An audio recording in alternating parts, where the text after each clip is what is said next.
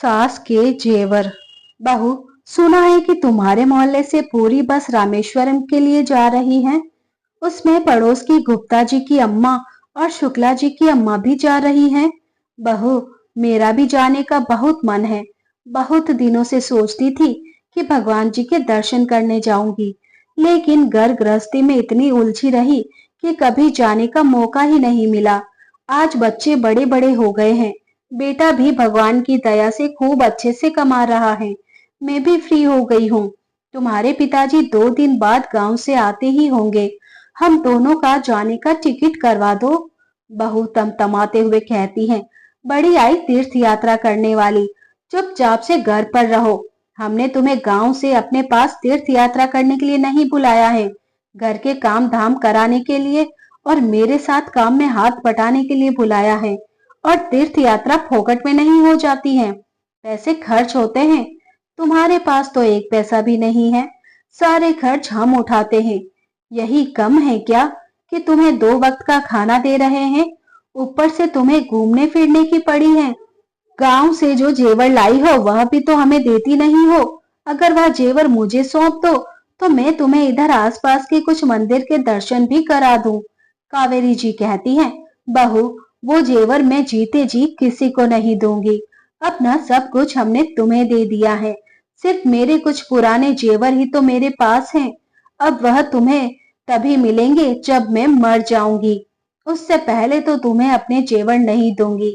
बहू बड़बड़ाते हुए कहती हैं, बुढ़िया पूरे जेवर पर कुंडली मार कर बैठी है, देती ही नहीं है।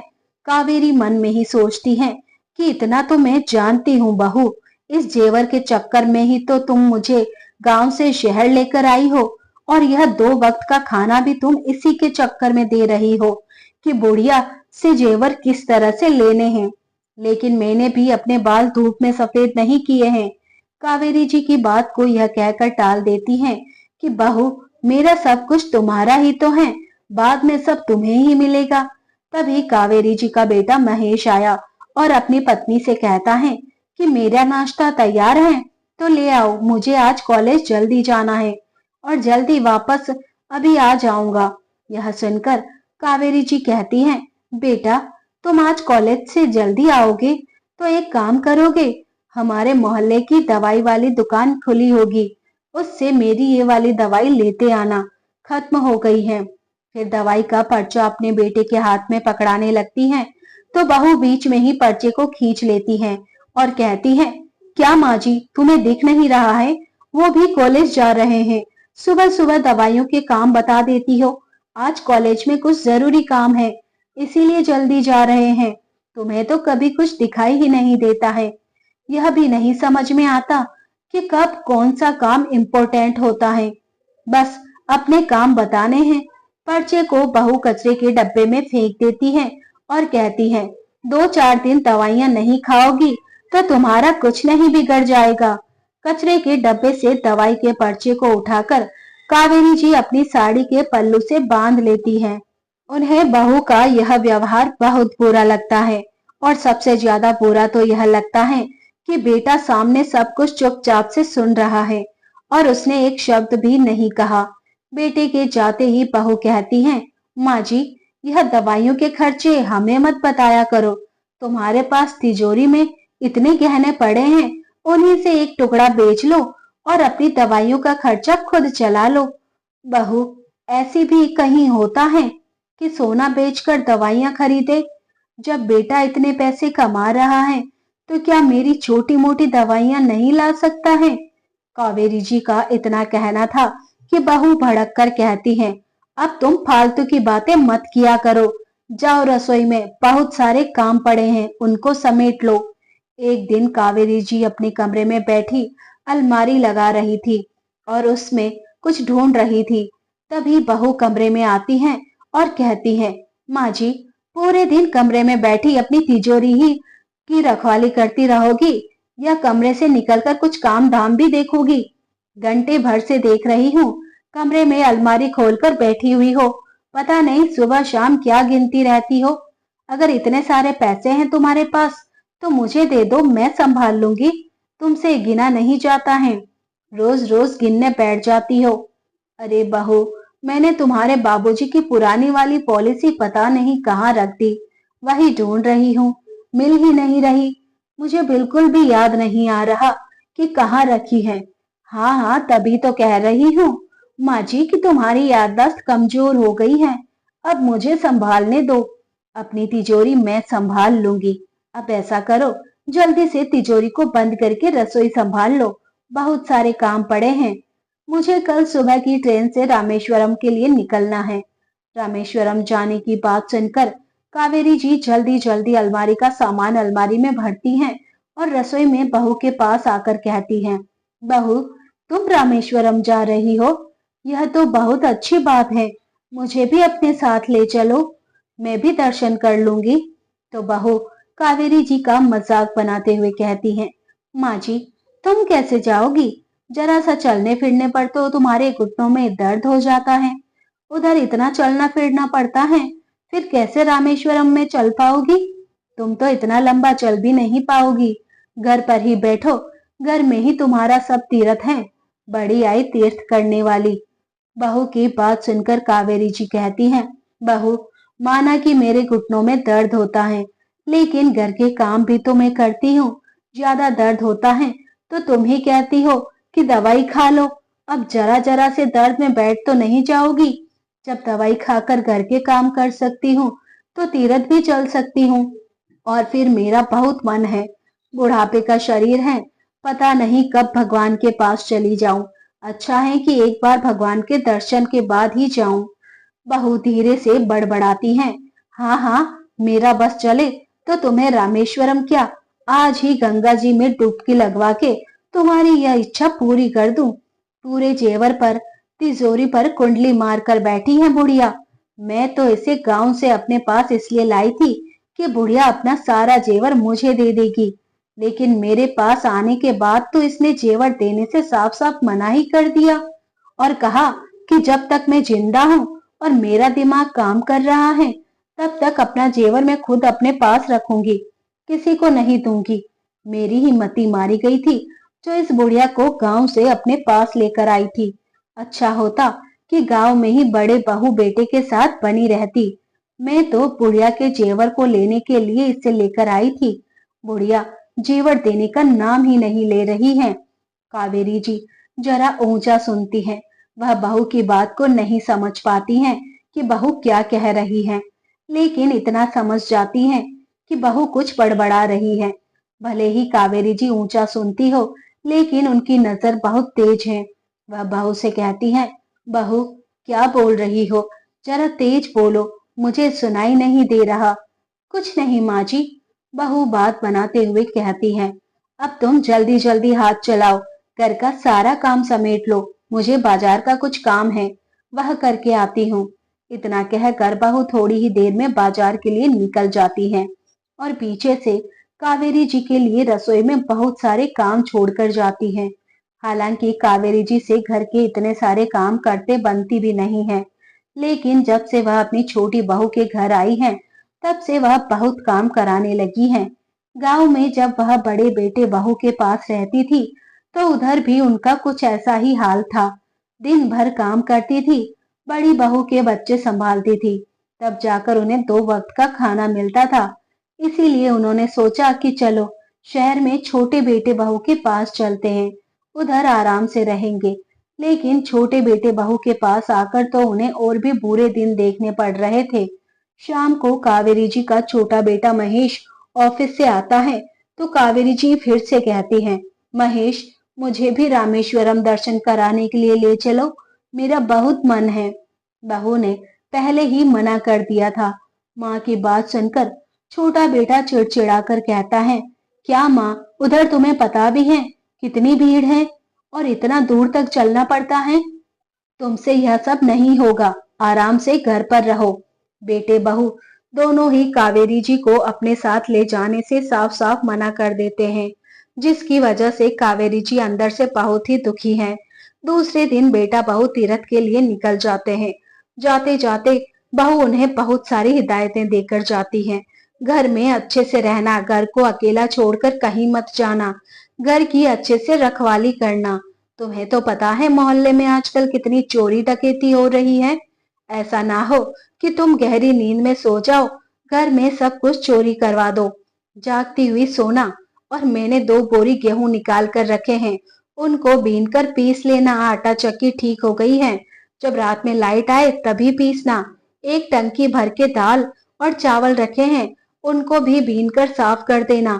इतने सारे काम मैं तुम्हें देकर जा रही हूँ। पूरा 1 हफ्ता है, 1 हफ्ते में ये सारे काम तो हो ही जाएंगे। जब तक मैं वापस आऊं तब तक ये सारे काम हो जाने चाहिए, कुछ भी बकाया नहीं रहना चाहिए। तभी महेश भी कहता है, हाँ माँ, तुम्हें पता है पिछले हफ्ते ही गुप्ता जी के घर में चोर घुस आए थे। वह तो ये कहो कि रात में वह पानी पीने के लिए जागे तो चोर की आहट सुनकर शोर मचा दिया, इसीलिए चोर भाग गया। तो थोड़ा चौकन्नी होकर रहना। घर में हमने एक एक चीज बड़े मुश्किल से खरीदी है, नहीं तो चोरी हो जाएगी। कावेरी जी बहू बेटे की बातें बहुत देर तक सुनती रही। उन्हें बहू बेटे पर बहुत गुस्सा आ रहा था, लेकिन वह दोनों तो किसी की बात सुनने के लिए तैयार ही नहीं थे। जब बहू बेटे से अपने साथ तीर्थ यात्रा पर ले जाने के लिए कहा तो उन्होंने साफ साफ इनकार कर दिया। ऊपर से घर की कितनी सारी जिम्मेदारियां बता दी। बहू इतने सारे काम देकर जा रही है कि उन्हें तो सोने की क्या, सांस लेने की भी फुर्सत ना मिले। यह सब बातें सोचकर कावेरी जी को बड़ी घबराहट हो रही है कि इतनी जिम्मेदारियां और इतने काम तो उन्होंने तब भी नहीं किए थे जब उनके बाल बच्चे छोटे थे। इस तरह का दबाव तो उनके ऊपर कभी नहीं हुआ, लेकिन जब बुढ़ापे पर उनके आराम के दिन आए तो बहू बेटे उनके ऊपर इतनी सारी जिम्मेदारियां डाल रहे हैं और खुद घूम रहे हैं। कावेरी जी आंगन में बैठी बैठी सोच रही हैं कि मेरी ही मति मारी गई थी जो मैं अपना घर छोड़कर छोटी बहू के पास आई। क्या कमी थी गांव में। इधर बहू रामेश्वरम जाने की अपनी सारी तैयारी बड़ी ही जोर शोर से कर रही थी। उसने बड़े बड़े 2 बैग पैक कर लिए। सासू माँ को भी खूब सारी हिदायतें दे दी। रास्ते के लिए खाने पीने का भी खूब सारा सामान रख लिया। इधर कावेरी जी अपने कमरे में चुपचाप बैठी हुई हैं। तभी दरवाजे पर किसी के आने की आहट होती है। बहू जाकर दरवाजा खोलती है तो देखती है सामने उसके ससुर जी खड़े हुए हैं। वो देखकर चौंक जाती हैं और कहती हैं, पिताजी, आप इतनी जल्दी आ गए। आप तो 2-4 दिन बाद आने वाले थे, फिर इतनी जल्दी कैसे आ गए।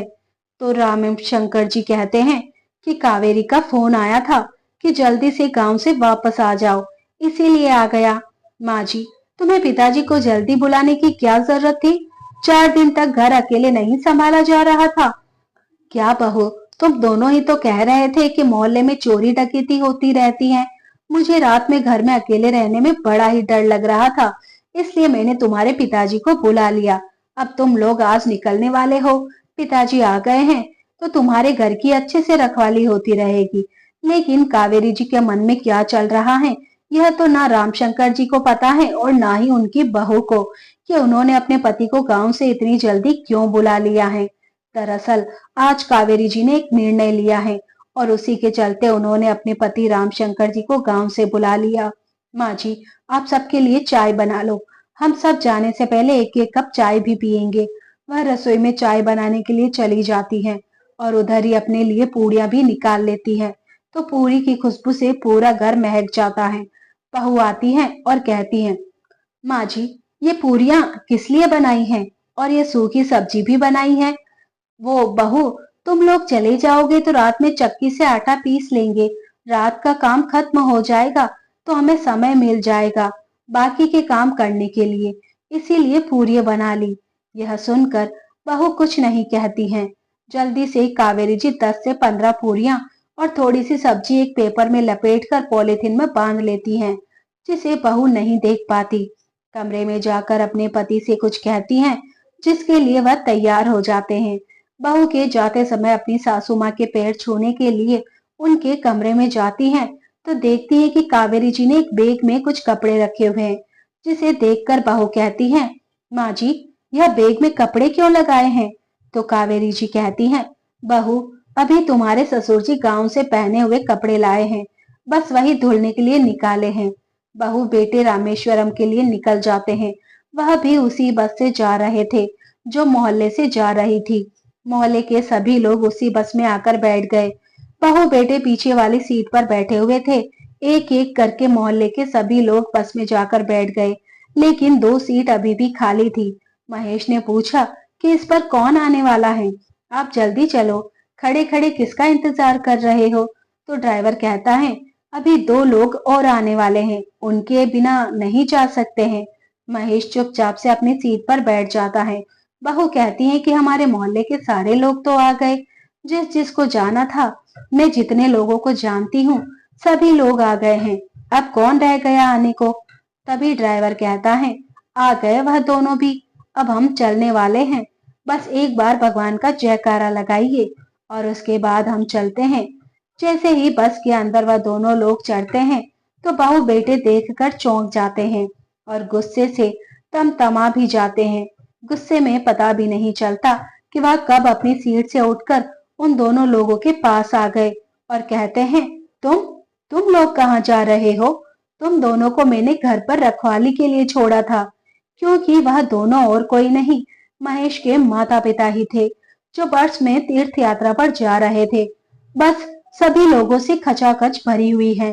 कावेरी जी घर की चाबी बेटे के हाथ में थमाते हुए कहती हैं, बेटा, वह घर तुम्हारा है तो उसकी जिम्मेदारी भी तुम्हारी है, हमारी नहीं।